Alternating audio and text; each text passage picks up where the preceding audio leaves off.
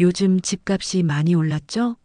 저희 집도 재개발로 10억이 됐어요.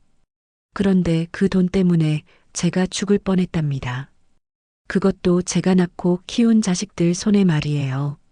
지금부터 제가 겪은 끔찍한 이야기를 들려드릴게요. 지금 생각해보니 그때부터 이상한 조짐이 있었어요. 안녕하세요. 저는 김은이라고 합니다. 곧 환갑을 바라보고 있어요. 평생 시장에서 반찬 가게를 하며 자식 둘을 키웠죠. 남편이 일찍 세상을 떠난 후로는 혼자서 딸 지연이와 아들 준호를 길렀습니다. 정말 쉽지 않았지만 악착같이 살았어요.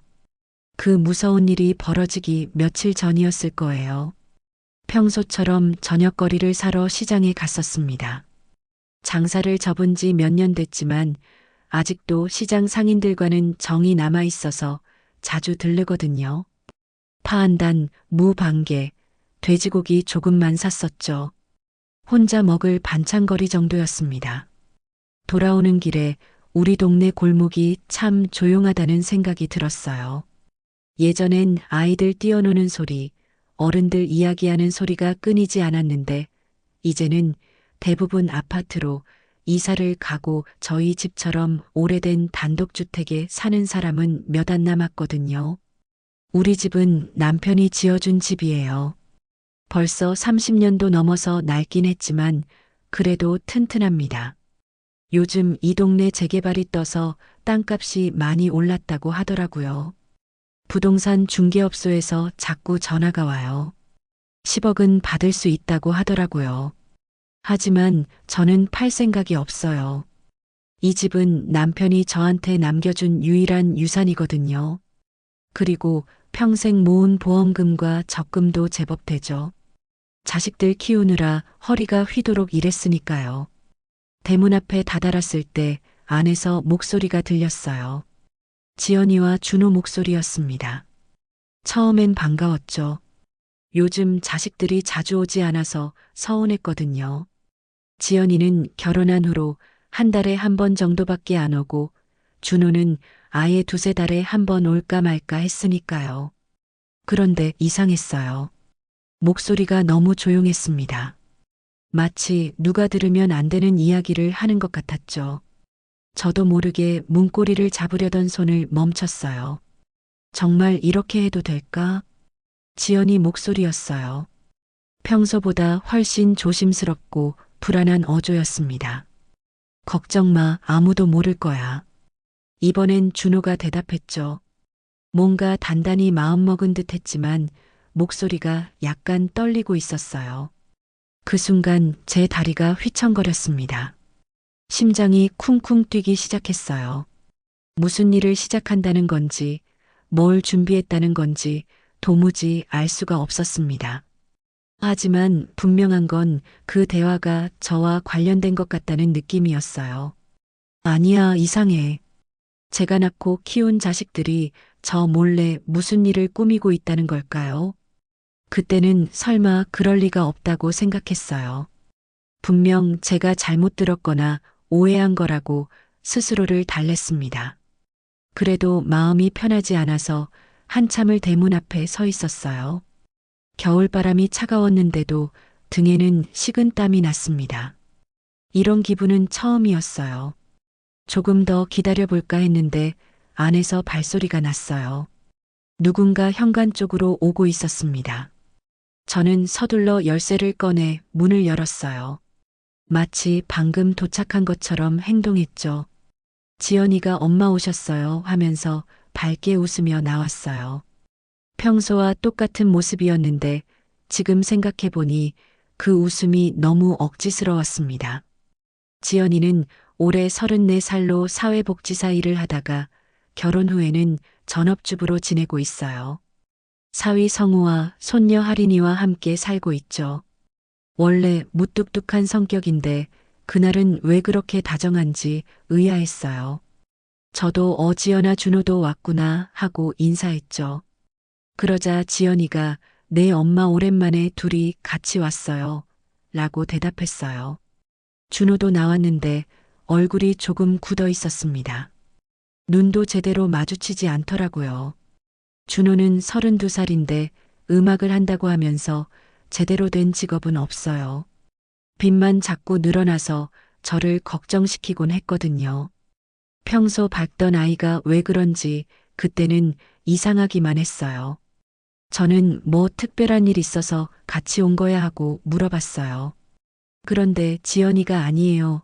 그냥 엄마 얼굴이 보고 싶어서요. 라고 대답하는 게 너무 빨랐습니다. 마치 미리 준비한 답변 같았어요.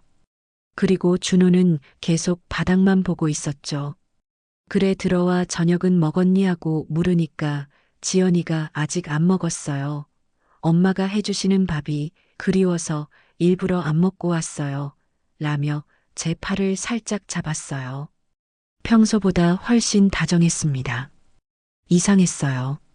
지연이는 원래 무뚝뚝한 성격인데 그날은 왜 그렇게 애교를 부리는 건지 의아했거든요. 그래, 엄마가 뭐 맛있는 거 해줄게 하고 말했어요. 부엌으로 들어가면서도 계속 신경이 쓰였어요. 아까 대문 앞에서 들은 그 대화가 자꾸 머릿속에 맴돌았거든요. 엄마 돌아오시면 바로 시작해야 해. 뭘 시작한다는 걸까요? 다 준비했어. 뭘 준비했다는 걸까요? 밥을 하면서도 자꾸 거실 쪽을 흘끔흘끔 봤어요. 지연이와 준호가 작은 목소리로 뭔가 이야기하고 있었거든요. 무슨 말인지는 들리지 않았지만 분위기가 심상치 않았습니다. 저녁을 차려주면서도 마음 한편이 계속 불안했어요. 뭔가 평소와 다른 기운이 집안에 맴돌고 있었거든요. 하지만 그때는 그냥 제가 너무 예민한가 보다 하고 넘어갔습니다. 나중에 생각해 보니 그게 얼마나 순진한 생각이었는지 모르겠어요. 그 이상한 대화를 들은 다음 날부터 자식들의 행동이 확연히 달라졌어요. 지금 생각해 보면 그때부터 뭔가 계획을 실행에 옮기기 시작한 거였겠죠.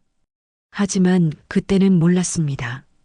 오히려 자식들이 갑자기 효도를 하려나 보다 하고 기뻐했거든요. 지연이가 가장 먼저 달라졌어요. 평생 무뚝뚝하던 그 아이가 엄마는 이제 좀 쉬셔야죠 하면서 제가 하던 집안일을 도맡기 시작했습니다. 처음엔 정말 반가웠어요. 지연이는 어릴 때부터 집안일에는 관심이 없었거든요. 아버지가 돌아가신 후에도 제가 혼자 다 해왔는데 갑자기 나서서 도와준다니 고마웠죠. 그날 아침에 일어나 보니 지연이가 벌써 와서 청소를 하고 있었어요. 평소 같으면 오전 10시 이후에나 올 텐데 아침 7시에 와 있더라고요. 놀라서 지연아 왜 이렇게 일찍 왔니 하고 물으니까 엄마 혼자 이 큰 집을 어떻게 다 치우세요? 제가 도와드릴게요 라고 대답했어요. 그런데 이상했어요. 지연이가 청소하는 모습을 보니까 뭔가 부자연스러웠어요. 평소에 자기 집도 제대로 안 치우던 아이가 갑자기 구석구석 꼼꼼하게 닦고 있었거든요. 마치 누군가에게 보여주기 위해서 하는 것 같았어요. 점심때가 되니까 지연이가 엄마 제가 점심 해드릴게요 하더라고요. 그것도 이상했어요. 지연이는 요리를 별로 좋아하지 않았거든요. 결혼하고 나서도 사위가 요리를 더 잘한다고 했을 정도였으니까요. 그런데 갑자기 요리를 해주겠다니 의외였어요. 하지만 정말 맛있게 해줬어요. 된장찌개에 생선구이까지 정성스럽게 차려줬습니다. 먹으면서 지연아 언제 요리를 이렇게 잘하게 됐니 하고 물어봤더니 엄마를 위해서 연습했어요. 라고 대답하더라고요. 그 말을 듣고 마음이 뭉클했어요. 내 딸이 나를 위해서 요리 연습까지 했다니 말이에요. 그런데 며칠 지나고 보니까 뭔가 어색했어요. 지연이가 하는 모든 행동이 너무 의도적으로 보였거든요. 평소에는 엄마 안녕하세요 정도로 인사하던 아이가 엄마 오늘 기분은 어떠세요? 몸은 괜찮으세요? 하면서 자꾸 안부를 물어보더라고요. 처음엔 고마웠는데 자꾸 반복되니까 부담스러웠어요. 준호도 마찬가지였어요. 평소에 오면 엄마 돈 좀 주세요 하는 게 첫마디였는데 그때부터는 엄마 힘드시면 제가 다 할게요 라고 말하기 시작했어요. 정말 놀랐어요. 그 아이가 언제 이런 말을 해본 적이 있었나 싶었거든요. 준호는 음악을 한다면서 제대로 된 직업이 없었어요. 가끔 행사에서 연주를 하거나 레슨을 해주지만 수입이 일정하지 않았죠. 그래서 자주 저한테 용돈을 달라고 했어요. 처음엔 음악을 하려면 돈이 필요하겠지 하고 주었는데 점점 액수가 커지더라고요. 나중에는 빚을 졌다면서 큰 돈을 요구하기도 했어요. 그런 준호가 갑자기 돈 이야기를 전혀 안 하는 거예요. 오히려 엄마 뭐 필요한 거 없으세요? 제가 사다 드릴게요 라고 말하더라고요. 심지어 지난달에 빌려간 돈도 갚겠다고 했어요. 어디서 돈이 생겼는지 궁금했지만 물어보지는 않았어요. 아들이 드디어 철이 들었나 보다 하고 생각했거든요. 하지만 뭔가 이상했어요. 준호가 저를 대하는 태도가 너무 조심스러웠어요. 평소에는 엄마라고 편하게 부르던 아이가 갑자기 어머니라고 부르기 시작했어요. 그리고 제 눈을 제대로 마주치지 않았어요. 무슨 일이 있었나 싶어서 준호야 무슨 일 있니 하고 물어봤더니 아무것도 없어요. 그냥 어머니께 잘해드리고 싶어서요. 하고 대답했어요. 그 말을 듣고 마음이 복잡했어요. 기쁘기도 했지만 동시에 불안하기도 했거든요. 너무 갑작스러운 변화라서 믿기가 어려웠어요. 평생 철없이 살던 아이가 하루아침에 이렇게 변할 수가 있을까 싶었어요. 사위도 평소와 달랐어요. 원래 사위는 조용한 성격이에요. 저한테 인사할 때도 어머니 안녕하세요 정도였고 대화도 많이 하지 않았어요. 사업 실패한 후로는 더욱 말이 없어졌었죠. 그런데 그때부터는 어머니 오늘 날씨가 좋네요. 어머니 댁은 항상 공기가 좋아서 부럽습니다 하면서 말을 걸기 시작했어요. 처음엔 반가웠어요. 사위가 저와 가까워지려고 노력하는 것 같았거든요. 하지만 며칠 지나고 보니까 사위의 말들이 너무 형식적이었어요. 마치 누군가에게 시킨 대로 하는 것 같았어요. 그리고 자꾸만 집 이야기를 꺼내더라고요.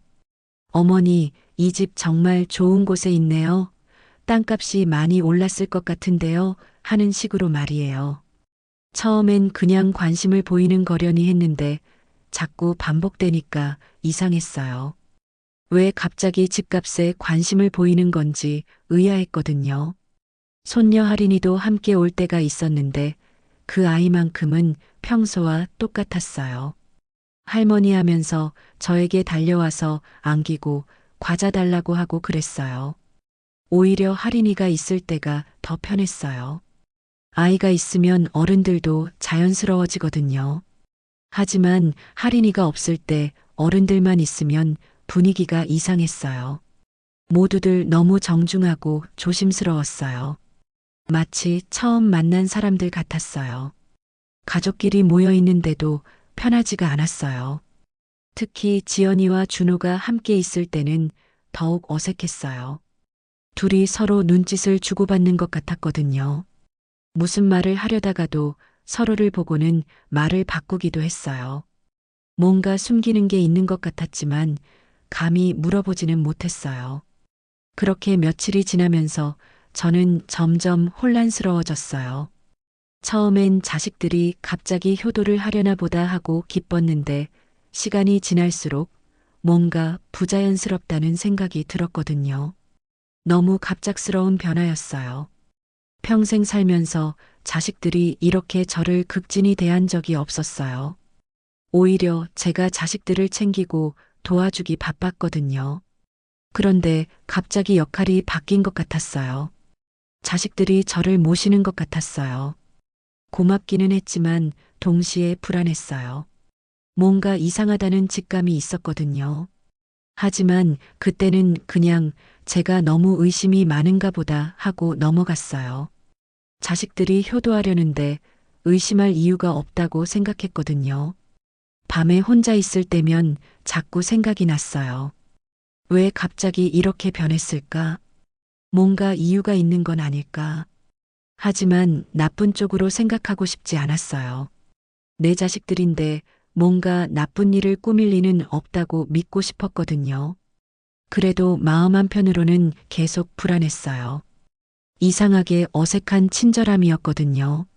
진짜 마음에서 우러나오는 효심이라기보다는 뭔가 목적이 있는 것 같았어요. 하지만 그 목적이 뭔지는 알 수가 없었어요. 지금 생각해보면 그때가 모든 일이 시작된 때였어요.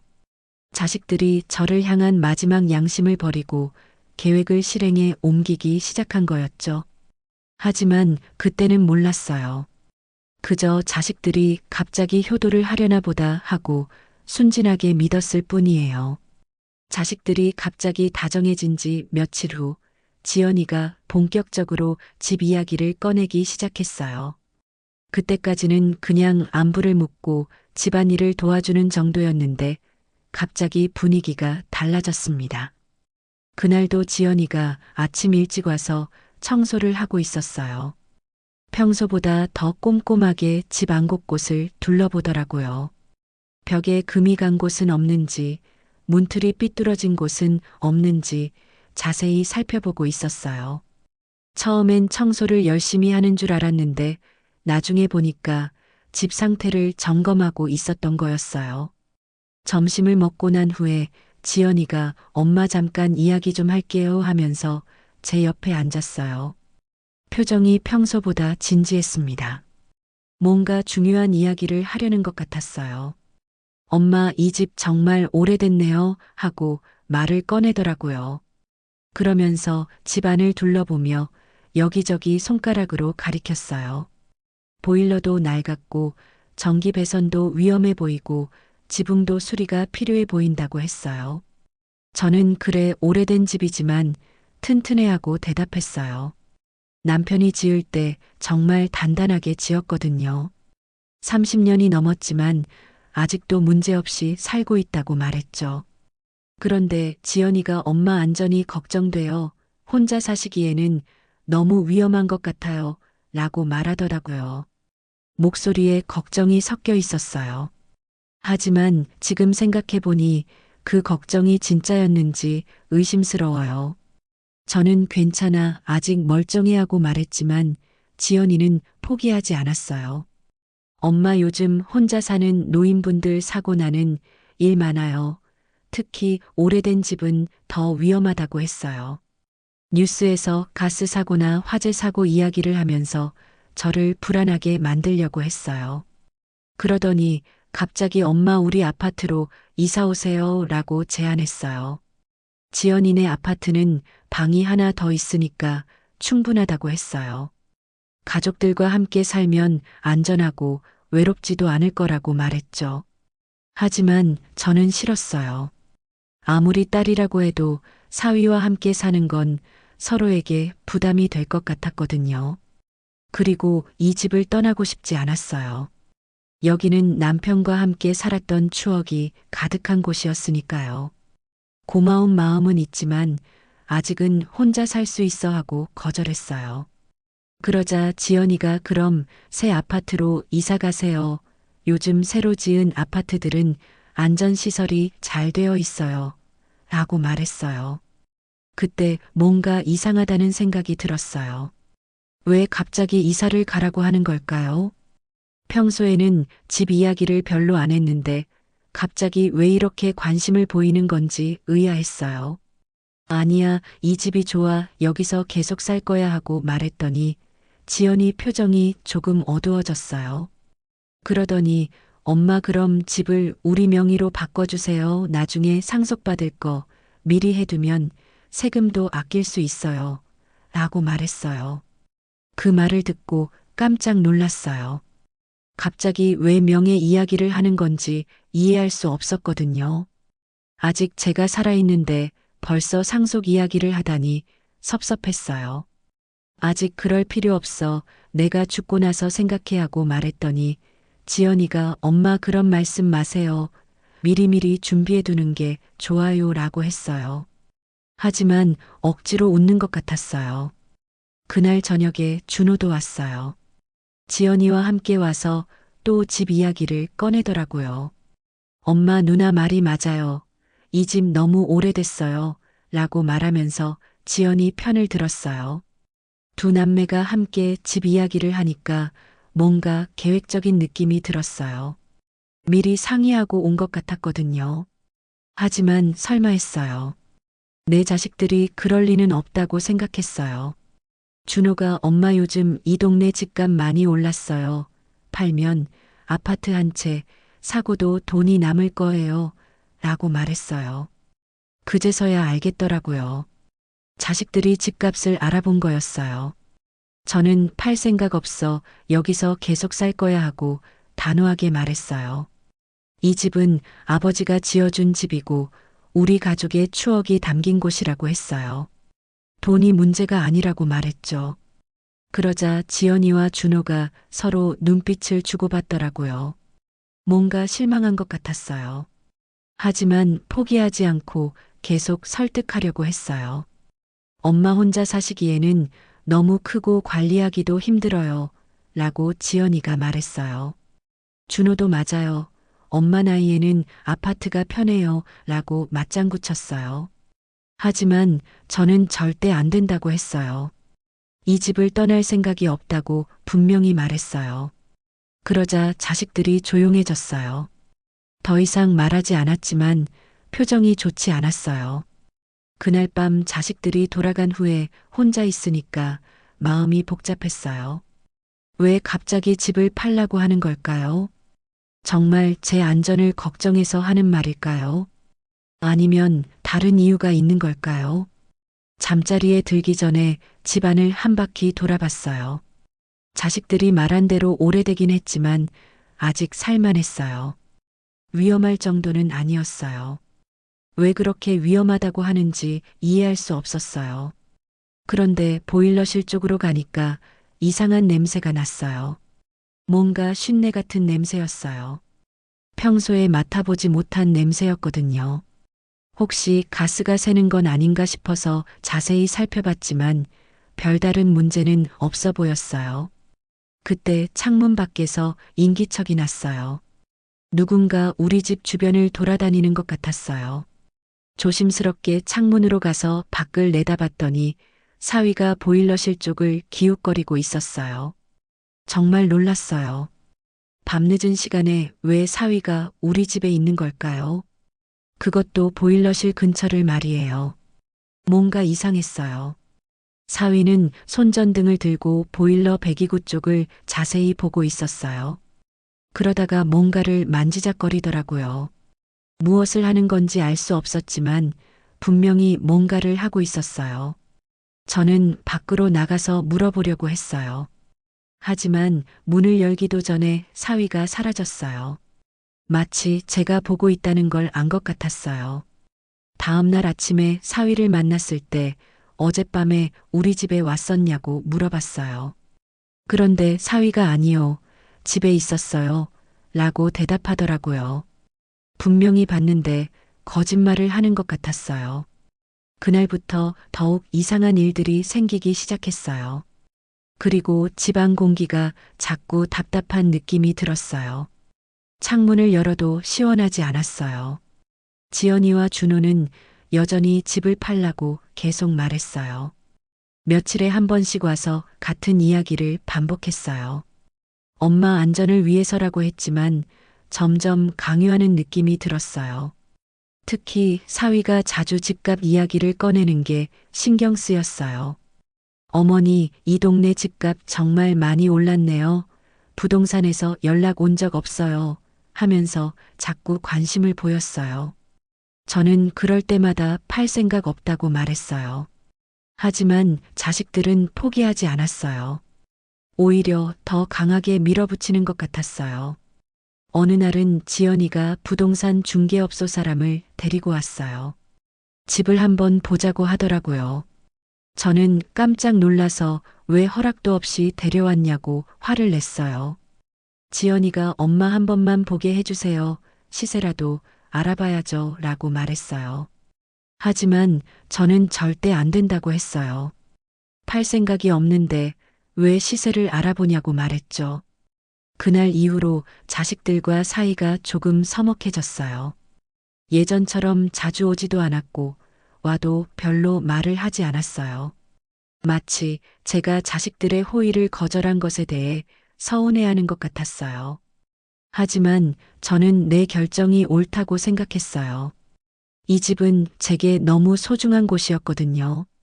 남편과 함께 살았던 추억도 있고 자식들을 키웠던 추억도 있는 곳이었어요. 돈 때문에 팔 수는 없었어요. 지금 생각해보면 그때부터 자식들이 본격적으로 계획을 실행에 옮기기 시작한 것 같아요. 집을 팔라고 설득하는 것도 그 계획의 일부였을 거예요. 저를 다른 곳으로 보내려고 했던 거죠.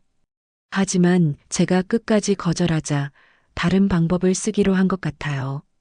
사위가 밤에 보일러실을 기웃거린 것도 그 계획의 일부였겠죠.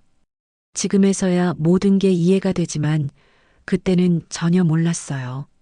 집을 팔라는 이야기로 자식들과 사이가 서먹해진 지 며칠 후 지연이가 갑자기 가족 모임을 제안했어요. 평소 같으면 사위가 먼저 제안하거나 아니면 제가 자식들을 불러 모으곤 했는데 지연이가 직접 나선 건 처음이었어요. 그날 오후에 지연이가 전화를 걸어왔어요. 엄마 오늘 저녁에 온 가족이 모여서 외식하면 어떨까요? 하고 물어보더라고요. 목소리가 평소보다 밝고 다정했어요. 마치 며칠 전 집 이야기로 싸운 것을 잊어버린 듯 했어요. 저는 좋지 하고 대답했어요. 사실 자식들과 사이가 서먹해져서 마음이 불편했거든요. 이런 기회에 분위기를 좋게 만들 수 있다면 좋겠다고 생각했어요. 오늘은 특별한 날이에요. 제가 예약했어요. 라고 지연이가 말했어요. 무슨 특별한 날인지 물어보려고 했는데 지연이가 그냥 가족끼리 오랜만에 모이는 날이라고 해서 더 이상 묻지 않았어요. 저녁 시간에 지연이 가족이 저를 데리러 왔어요. 사위와 손녀 할인이도 함께 왔더라고요. 할인이를 보니까 정말 반가웠어요. 요즘 자주 못 봤거든요. 할머니 하면서 할인이가 제게 달려왔어요. 12살인데도 아직 할머니를 좋아해 주니까 고마웠어요. 할인이는 다른 아이들보다 조숙한 편이에요. 어른들 눈치도 잘 보고 상황 파악도 빨라요. 준호는 이미 식당에서 기다리고 있다고 했어요. 차를 타고 가는 길에 사위가 어머니 오늘 맛있는 거 많이 드세요. 오랜만에 온 가족이 모이는 자리니까요. 라고 말했어요. 평소보다 말이 많았어요. 식당은 꽤 괜찮은 곳이었어요. 한식 전문점인데 분위기도 좋고 음식도 맛있어 보였어요. 지연이가 미리 예약해놨다고 하더니 정말 좋은 자리를 잡아놨더라고요. 준호가 벌써 와서 기다리고 있었어요. 엄마 오셨어요 하면서 일어나서 인사했어요.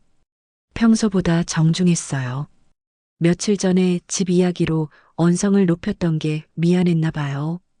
모두 자리에 앉으니까 정말 오랜만에 온 가족이 모인 것 같아서 기분이 좋았어요.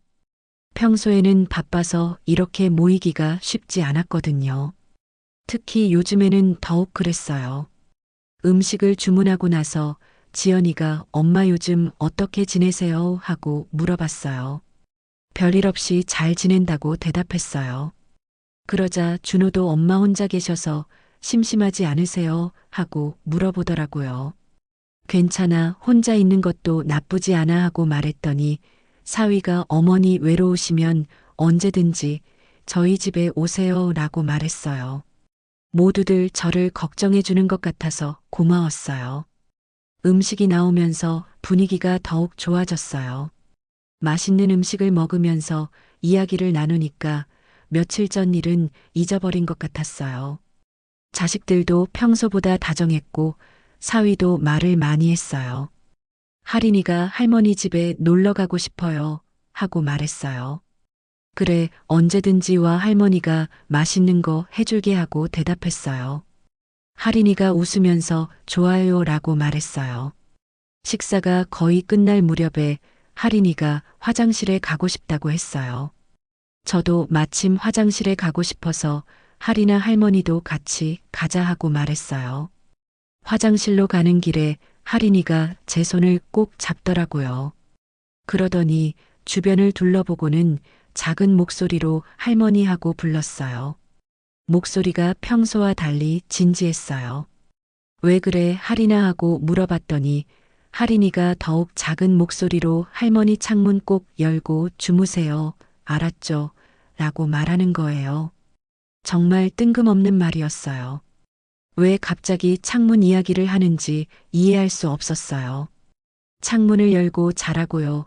왜 하고 물어봤더니 할인이가 주변을 다시 한번 살피더니 공기가 안 좋으면 몸에 해로워요. 창문 열고 주무셔야 해요. 라고 속삭였어요. 12살 아이가 할 말 같지 않았어요. 누가 가르쳐 준 것 같았어요. 그리고는 할머니 정말 약속해 주세요. 라면서 제 손을 꼭 잡았어요. 눈빛이 평소와 달리 간절했어요. 마치 정말 중요한 일인 것처럼 말했어요. 알겠어. 할인아 창문 열고 잘게 하고 약속했어요. 할인이가 그제서야 안심한 듯 웃었어요. 그러면서 이 이야기는 우리끼리만 비밀이에요. 라고 말했어요. 화장실에서 돌아와서도 할인이는 평소처럼 밝게 행동했어요. 어른들은 할인이가 저에게 무슨 말을 했는지 모르는 것 같았어요. 식사가 끝날 때까지 별다른 일은 없었어요. 집에 돌아와서도 할인이의 말이 자꾸 생각났어요. 창문을 열고 자라고 했는데 평소에는 창문을 닫고 잤거든요. 겨울이라서 추웠으니까요. 하지만 할인이가 그렇게 말했으니까 창문을 조금이라도 열어둬야겠다고 생각했어요. 그런데 창문을 열려고 하니까 뻑뻑했어요. 평소보다 더 잘 열리지 않았어요.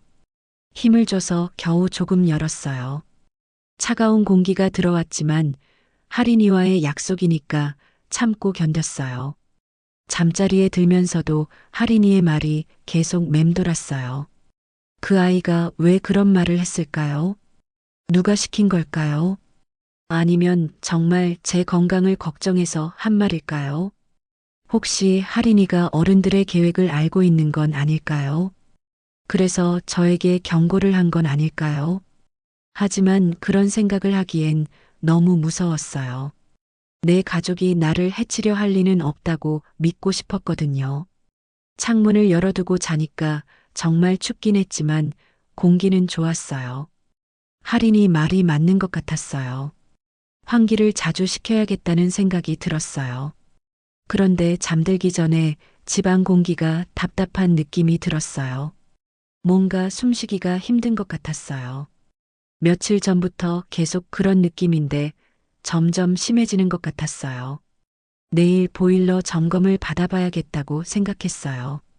지금 생각해보면 할인이가 정말 저를 구해준 거였어요. 그 아이가 어른들의 계획을 눈치채고 저에게 경고해 준 거였죠. 창문을 열고 자라고 한 게 얼마나 중요한 말이었는지 그때는 몰랐어요. 할인이와 창문 약속을 한 다음 날 아침, 준호가 갑자기 찾아왔어요.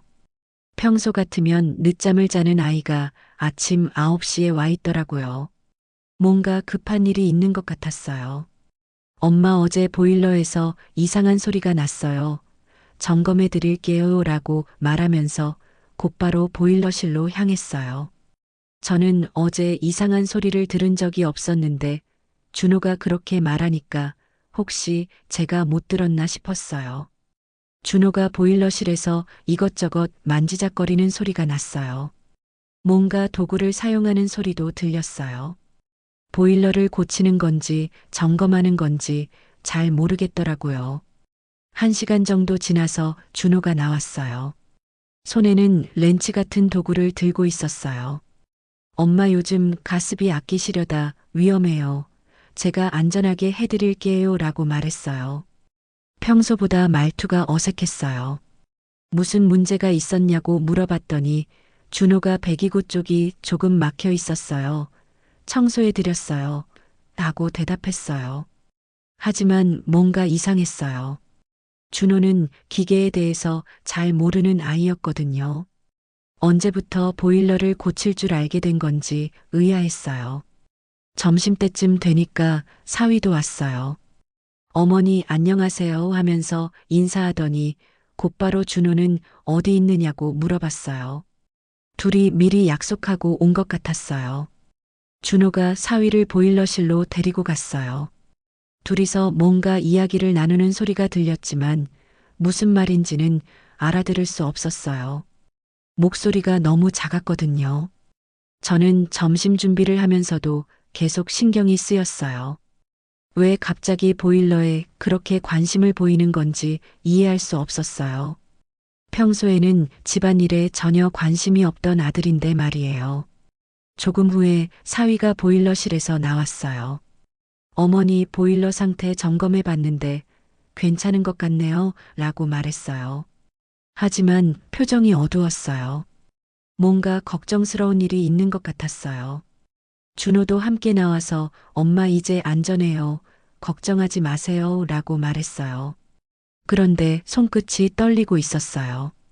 평소와 다른 모습이었어요. 뭔가 긴장하고 있는 것 같았어요. 점심을 차려주면서 그들의 행동을 유심히 봤어요. 사위와 준호가 서로 눈빛을 주고받는 것 같았어요. 무슨 말을 하려다가도 제가 쳐다보면 입을 다물었어요. 뭔가 숨기는 게 있는 것 같았어요. 사위가 어머니 요즘 밤에 잠은 잘 주무세요? 하고 물어봤어요. 갑작스러운 질문이었어요. 왜 갑자기 제 잠자리를 걱정하는 건지 이상했어요. 잘 자고 있어 하고 대답했더니 사위가 혹시 밤에 피곤하거나 그런 건 없으세요? 라고 또 물어봤어요. 너무 구체적인 질문이어서 의아했어요. 가끔 조금 피곤할 때가 있긴 해 하고 말했더니 사위와 준호가 서로 바라봤어요. 뭔가 의미 있는 눈빛이었어요. 마치 예상한 대답을 들은 것 같았어요. 준호가 엄마 그럼 창문 좀 열고 주무세요. 공기순환이 중요해요. 라고 말했어요. 어제 할인이가 한 말과 똑같았어요. 우연의 일치치고는 너무 이상했어요. 알겠어 하고 대답했지만 마음이 불편했어요. 왜 모두들 창문 이야기를 하는 건지 모르겠더라고요. 뭔가 이유가 있는 것 같았어요. 점심을 먹고 나서 사위와 준호가 또 보일러실로 갔어요. 이번에는 더 오랫동안 있었어요. 뭔가 중요한 작업을 하는 것 같았어요. 딸깍거리는 소리도 들렸어요. 한참 후에 나온 준호의 얼굴이 창백했어요. 평소보다 말이 없었어요. 사위도 마찬가지였어요. 둘 다 뭔가 힘든 일을 한 것 같았어요. 어머니, 이제 다 끝났어요. 라고 사위가 말했어요. 무엇이 끝났다는 건지 물어보려고 했는데 사위가 보일러 점검 말이에요. 라고 재빨리 덧붙였어요. 그들이 돌아간 후에 저는 보일러실을 살펴봤어요. 겉으로 보기에는 별다른 변화가 없어 보였어요. 하지만 뭔가 달라진 것 같은 느낌이 들었어요. 저녁이 되자 몸이 이상하게 나른해졌어요. 평소보다 일찍 졸음이 오는 것 같았어요. 특별히 무슨 일을 많이 한 것도 아닌데 왜 이렇게 피곤한지 모르겠더라고요. 할인이와의 약속을 지키려고 창문을 열려고 했어요. 그런데 어제보다 더 뻑뻑했어요. 힘을 줘도 잘 열리지 않았어요. 마치 누군가 일부러 고정시켜 놓은 것 같았어요. 겨우 조금 열었지만 바람이 잘 통하지 않았어요. 창문 틈새가 너무 작았거든요. 그래도 할인이와의 약속이니까 그대로 두었어요. 밤이 깊어갈수록 자꾸 졸음이 쏟아졌어요.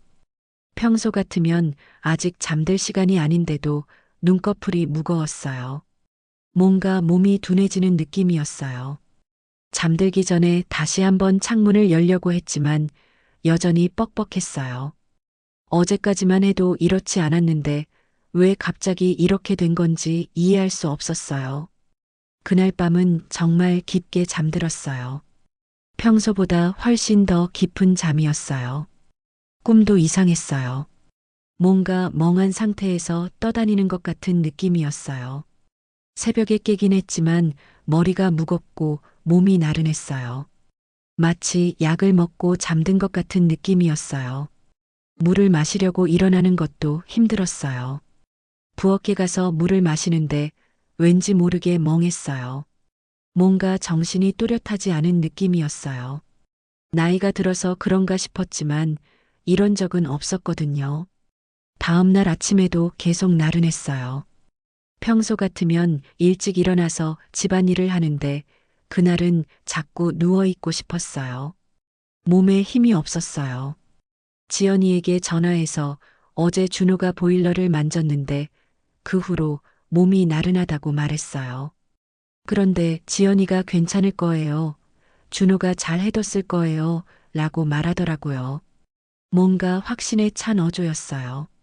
왜 그렇게 확신하는지 물어보려고 했는데 지연이가 엄마 몸이 안 좋으시면 병원에 가보세요. 라고 말하며 전화를 끊었어요. 뭔가 더 이상 이야기하고 싶지 않은 것 같았어요. 그날 하루 종일 멍한 상태였어요. 뭘 해야 할지 생각이 잘 안 났어요. 평소 같으면 청소도 하고 요리도 하는데 그날은 그럴 기력이 없었어요. 오후가 되니까 더욱 졸렸어요. 소파에 앉아 있다가 자꾸 꾸벅꾸벅 졸았어요. 이런 적은 처음이었어요. 평소에는 낮에 졸지 않았거든요. 저녁이 되자 증상이 더 심해졌어요. 의식이 흐릿해지는 느낌이었어요. 뭔가 현실감이 떨어지는 것 같았어요. 꿈과 현실의 경계가 모호해졌어요. 창문을 더 열고 싶었지만 여전히 뻑뻑해서 더 이상 열리지 않았어요. 하지만 그것도 대수롭지 않게 느껴졌어요. 모든 게 다 귀찮고 무기력했거든요. 그때 뭔가 이상하다는 생각이 스쳐 지나갔어요. 준호가 보일러를 만진 후부터 이런 증상이 생겼다는 게 너무 우연 같지 않았어요. 하지만 그런 생각도 오래 지속되지 않았어요. 머리가 너무 무거웠거든요. 하지만 내 아들이 나를 해치려 할 리는 없다고 생각했어요. 아마 제가 몸이 안 좋아서 그런 거겠지 싶었어요. 나이가 들면 이런 일도 있을 수 있다고 스스로를 달랬어요. 지금 생각해보면 그때가 정말 위험한 순간이었어요. 준호와 사위가 보일러 배기구를 막아놓은 거였거든요. 일산화탄소가 집 안으로 새어 들어오고 있었던 거예요. 일산화탄소는 냄새도 없고 색깔도 없어서 전혀 알 수 없었어요. 그냥 자연스럽게 졸리고 의식이 흐릿해지는 거였어요. 만약 계속 그 상태였다면 잠들듯이 죽었을 거예요. 할인이가 창문을 열라고 한 게 얼마나 중요한 경고였는지 그때는 몰랐어요. 그 조그만 창문 틈새라도 없었다면 정말 큰일 날 뻔했을 거예요. 10억이라는 돈 때문에 내 자식들이 저를 죽이려고 했다는 사실을 받아들이기 어려웠지만 그게 현실이었어요. 보일러를 고친 지 이틀째 되는 날, 제 몸 상태가 더욱 이상해졌어요. 아침에 일어나는 것부터가 힘들었어요. 평소 같으면 새벽 6시에는 일어나는데 그날은 9시가 되어서야 겨우 눈을 떴어요. 일어나자마자 머리가 무겁고 몸이 납덩이처럼 느껴졌어요. 화장실에 가려고 일어서는데 다리에 힘이 없어서 휘청거렸어요. 이런 적은 처음이었어요. 아침을 먹으려고 부엌에 갔지만 식욕이 전혀 없었어요. 뭔가 먹으려고 해도 속이 메스꺼웠어요. 결국 물 한 모금만 마시고 다시 소파에 앉았어요. 앉아 있어도 자꾸만 졸음이 쏟아졌어요. 눈을 뜨고 있는 게 힘들 정도였어요. 마치 누군가 제 눈꺼풀에 무거운 돌을 올려놓은 것 같았어요. 정오쯤 되니까 상태가 더욱 심해졌어요. 의식이 몽롱해지기 시작했어요. 꿈과 현실의 구분이 안 될 정도였어요. 소파에 기대어 있다가 자꾸 의식을 잃었어요. 문득 할인이가 한 말이 생각났어요. 창문을 꼭 열고 자라고 했던 그 말이요. 혹시 몰라서 창문을 더 열어보려고 했어요. 하지만 온몸에 힘이 없어서 일어서는 것조차 어려웠어요. 겨우 일어나서 거실 창문으로 갔어요.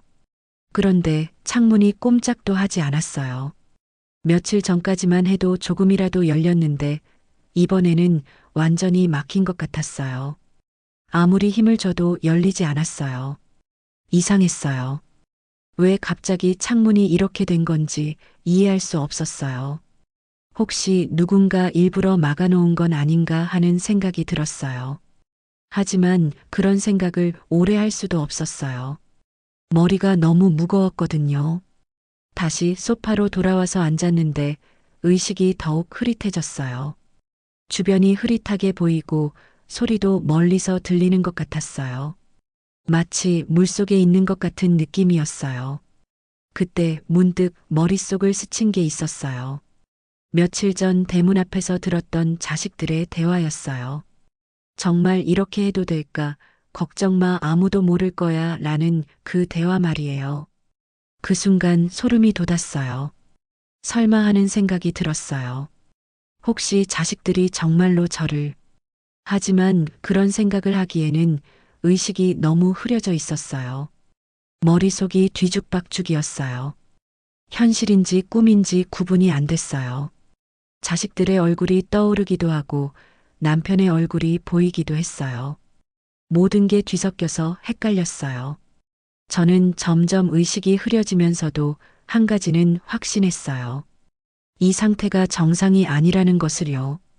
뭔가 잘못되고 있다는 것을요. 하지만 그것이 무엇인지는 명확하게 생각할 수 없었어요. 오후 늦게 현관문 소리가 났어요. 누군가 들어오는 소리였어요. 하지만 저는 일어날 힘도 없었어요. 그냥 소파에 기대어 있을 수밖에 없었어요. 발소리가 점점 가까워졌어요. 거실로 누군가 들어오고 있었어요. 흐릿한 시야로 보니 사위인 것 같았어요. 평소보다 일찍 온 것 같았는데 왜 왔는지는 모르겠더라고요. 사위가 저를 보더니 갑자기 얼굴이 하얗게 질렸어요. 뭔가 깜짝 놀란 표정이었어요.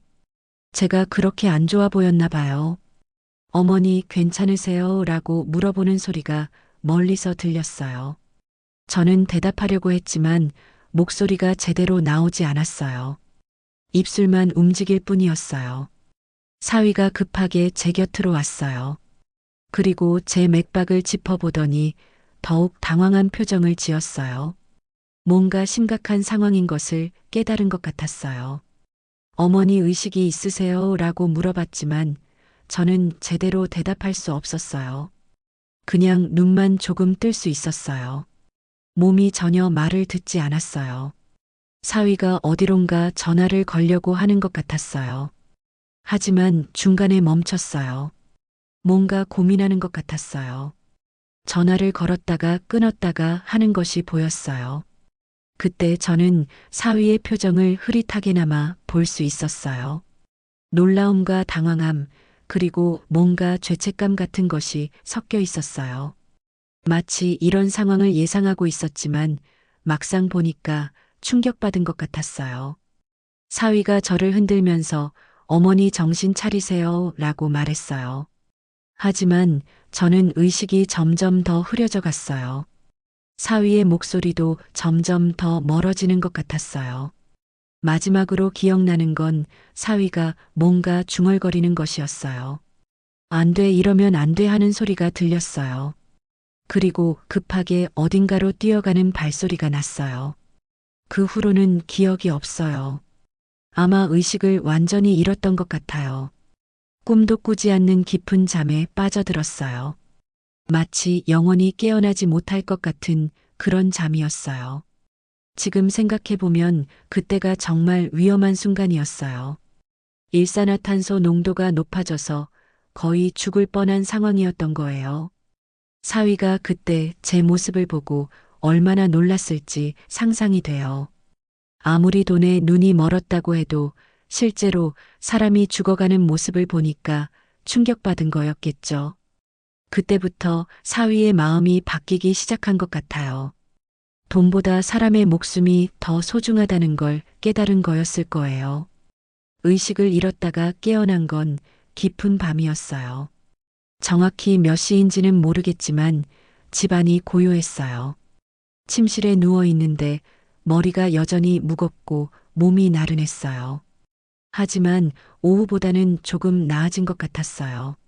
뭔가 이상한 소리가 났어요. 보일러실 쪽에서 뭔가 만지작거리는 소리가 들렸어요. 누군가 그곳에서 작업을 하고 있는 것 같았어요. 하지만 이 시간에 누가 보일러를 만지는 건지 이해할 수 없었어요. 소리가 계속 났어요. 뭔가 딱딱하는 소리와 함께 무거운 것을 움직이는 소리도 들렸어요. 평소 같으면 나가서 확인해 봤을 텐데 몸에 힘이 없어서 일어날 수가 없었어요. 한참 후에 발소리가 났어요. 누군가 복도를 지나가고 있었어요. 그리고 현관문이 열리고 닫히는 소리가 들렸어요. 누군가 나갔다가 들어온 것 같았어요. 그때 갑자기 제 방문이 벌컥 열렸어요. 너무 갑작스러워서 깜짝 놀랐어요. 사위가 급하게 들어오면서 어머니 일어나세요. 큰일 날 뻔했습니다. 라고 소리쳤어요. 사위의 목소리에는 다급함과 걱정이 섞여 있었어요. 평소에 조용한 사위가 이렇게 큰 소리를 내는 건 처음 봤어요. 뭔가 정말 심각한 일이 있었나 봐요. 사위의 손에는 뭔가 검은 부품이 들려 있었어요. 보일러에서 나온 것 같아 보였어요. 그 부품을 보여주면서 이것 때문에 큰일 날 뻔했어요. 라고 말했어요. 무슨 일이냐고 물어보려고 했는데 그때 복도에서 급한 발소리가 들렸어요. 지연이와 준호가 뛰어오고 있었어요.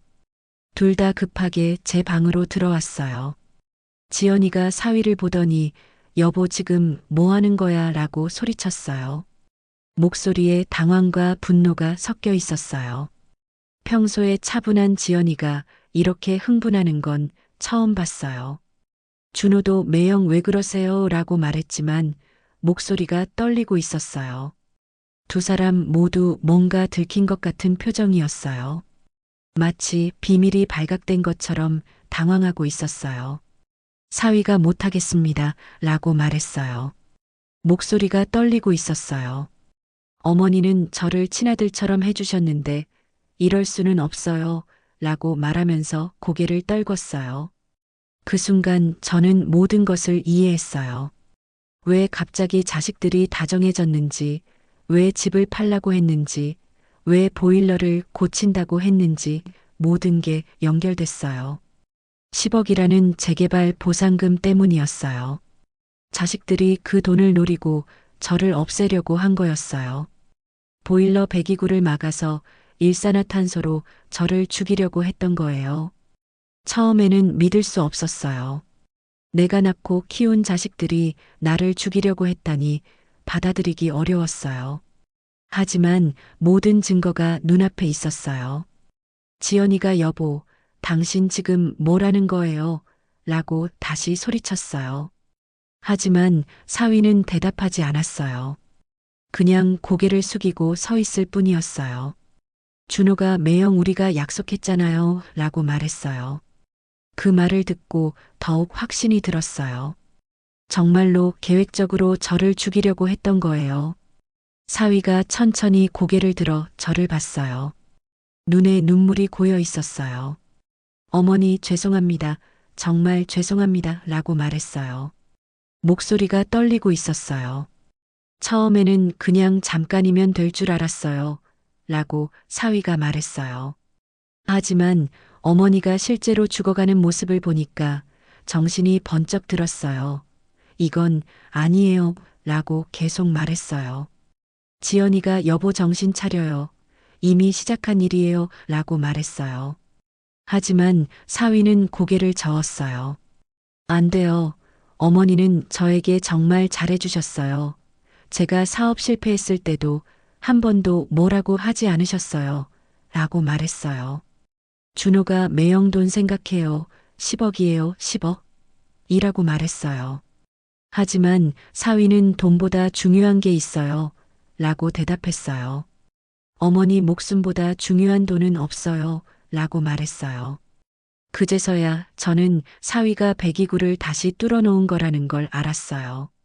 그래서 제가 의식을 되찾을 수 있었던 거예요. 사위가 아니었다면 정말 죽었을 거예요. 지연이와 준호는 여전히 포기하지 않고 있었어요. 엄마 어차피 나이 많으시잖아요 라고 지연이가 말했어요. 그 말을 듣고 정말 충격받았어요. 내 딸이 어떻게 이런 말을 할 수 있는 건지 믿을 수 없었어요. 준호도 엄마 우리도 살아야 해요. 빚이 너무 많아서 이 기회가 아니면 평생 고생해야 해요 라고 말했어요. 자식들의 입에서 나오는 말이라고는 믿기 어려웠어요. 사위가 그래도 안 돼 라고 단호하게 말했어요. 할인이는 어떻게 할 거예요? 아이가 할머니 죽인 아빠를 어떻게 생각하겠어요? 라고 말했어요. 그 말을 듣고 지연이와 준호가 조용해졌어요. 할인이 이야기가 나오자 좀 누그러진 것 같았어요. 그 아이만큼은 아직 순수했으니까요.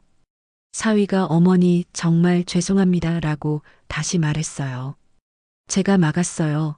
다시는 이런 일 없을 거예요 라고 약속했어요. 정말 진심으로 사과하는 것 같았어요. 저는 아직도 말을 할 힘이 없었어요. 너무 충격적인 일이었거든요. 내 자식들이 나를 죽이려고 했다는 사실을 받아들이기가 어려웠어요. 그날 밤 자식들이 돌아간 후에도 잠들 수가 없었어요. 계속 생각이 났어요. 어떻게 내가 키운 자식들이 이럴 수 있는지 이해할 수 없었어요. 하지만 한편으로는 사위에게 고마웠어요. 그가 아니었다면 정말 죽었을 거예요. 마지막 순간에 양심이 이긴 거죠. 할인이를 생각해서라도 그럴 수 없었던 거예요. 지금 생각해보면 사위가 가장 괴로웠을 거예요. 원래 착한 사람인데 돈 때문에 나쁜 일에 휘말린 거니까요. 다행히 마지막에 올바른 선택을 했어요. 10억보다 사람 목숨이 더 소중하다는 걸 깨달은 거죠. 사위가 모든 것을 털어놓은 후 한동안 방 안은 조용했어요. 지연이와 준호는 아무 말도 하지 못하고 있었고 저는 아직도 충격에서 벗어나지 못하고 있었어요. 내가 너희를 어떻게 키웠는데 라고 겨우 입을 열었어요. 제 목소리는 떨리고 있었어요. 평생 이 아이들을 위해 살아왔는데 이럴 수가 있나 싶었어요.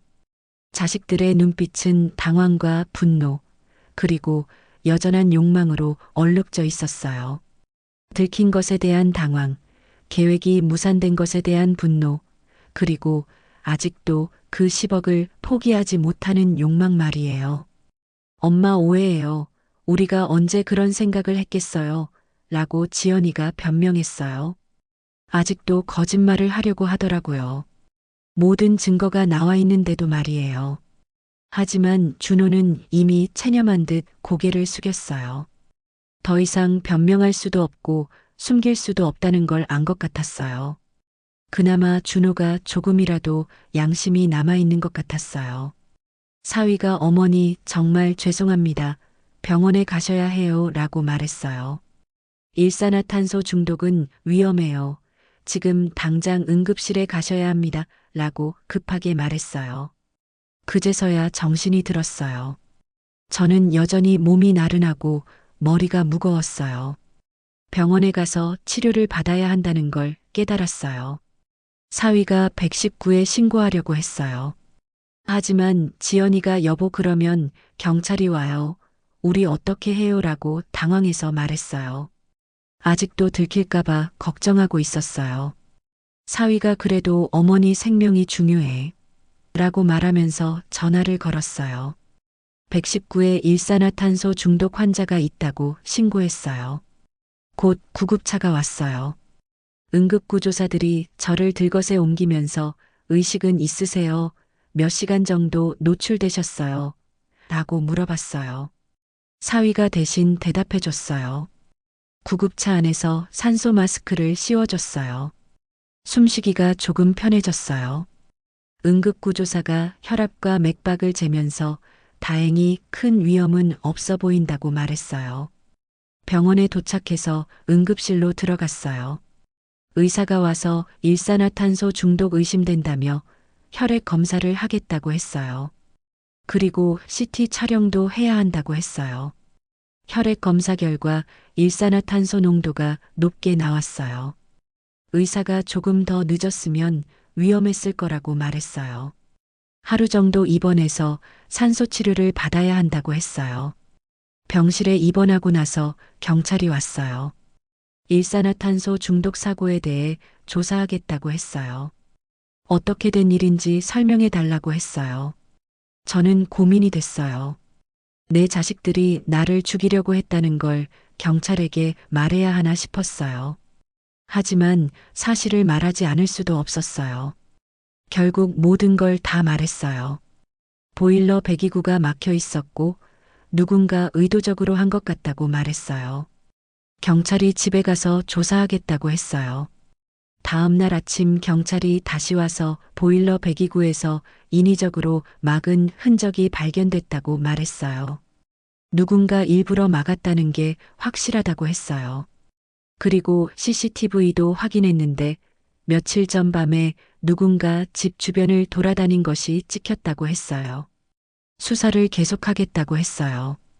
병원에 있는 동안 할인이가 와서 저를 봤어요. 할머니 괜찮으세요? 라고 물어보면서 울먹였어요. 그 순수한 아이를 보니까 마음이 아팠어요. 할이나 할머니는 괜찮아. 내가 창문 열라고 해서 살았어. 라고 말했어요. 할인이가 정말요 다행이에요. 라고 말하면서 안도했어요. 그런데 할인이가 조용히 할머니 저 알고 있었어요. 라고 말하는 거예요. 깜짝 놀라서 뭘 알고 있었냐고 물어봤어요. 엄마 아빠가 할머니 집에 대해서 자꾸 이야기하는 걸 들었어요. 라고 말했어요. 돈 이야기도 하고 할머니한테는 비밀이라고 하더라고요. 라고 말했어요. 그래서 할머니한테 창문 열라고 한 거냐고 물어봤더니 할인이가 고개를 끄덕였어요. 뭔가 나쁜 일이 일어날 것 같아서 걱정됐다고 했어요. 그 순간 할인이를 꼭 안아줬어요. 그 어린아이가 저를 구해준 거였어요. 어른들은 모두 돈에 눈이 멀었는데 그 순수한 아이만이 할머니를 지켜준 거였어요. 며칠 후 경찰 조사 결과가 나왔어요. 지연이와 준호, 그리고 사위까지 모두 조사를 받았어요.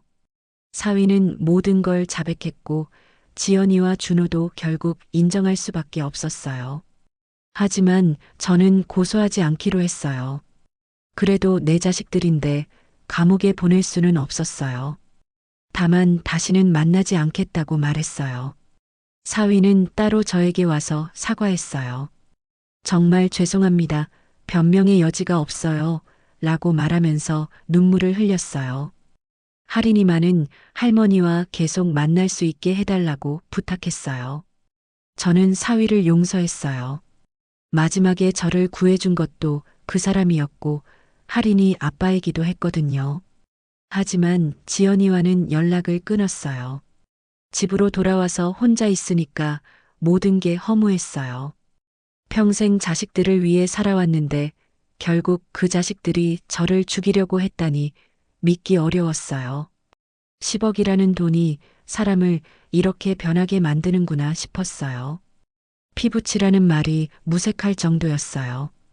오히려 남이 더 나을 수도 있겠다는 생각이 들었어요. 그날 이후 저는 알았습니다. 세상에서 가장 무서운 것은 남도 세상도 아닌 피부치라는 것을요. 내가 낳고 키운 자식이 나를 해치려 할 줄은 꿈에도 몰랐어요. 지금은 할인이와 가끔 만나면서 살고 있어요. 그 아이만이 진짜 제 가족이에요. 지연이와 준호는 연락도 안 하고 지내고 있어요. 그게 서로에게 좋은 것 같아요. 집은 그대로 두기로 했어요. 팔지도 않고 그냥 제가 살다가 죽으면 할인이한테 물려주려고 해요. 돈보다 중요한 건 사람의 마음이라는 걸 알았거든요. 그때 일을 생각하면 지금도 무서워요. 만약 할인이가 경고해주지 않았다면, 만약 사위가 마지막에 양심을 찾지 못했다면 저는 정말 죽었을 거예요. 자식들 손에 말이에요. 이제 저는 혼자 살고 있지만 외롭지 않아요. 할인이가 자주 와서 할머니 할머니 하며 안겨주거든요. 그 아이 하나만으로도 충분해요. 진짜 가족이 뭔지 알게 됐으니까요. 돈이 사람을 얼마나 무섭게 바꾸는지 뼈저리게 느꼈어요.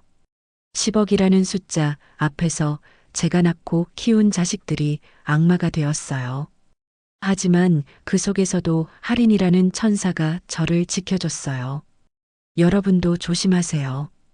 아무리 가족이라도, 아무리 자식이라도 돈 앞에서는 변할 수 있어요. 가장 가까운 사람이 가장 위험할 수도 있다는 걸 잊지 마세요.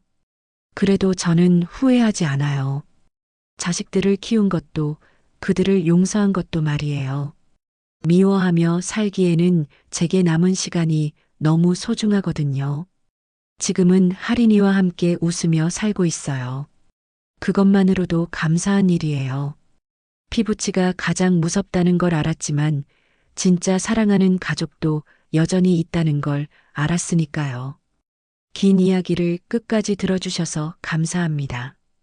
여러분도 사랑하는 가족과 함께 행복한 하루 보내세요.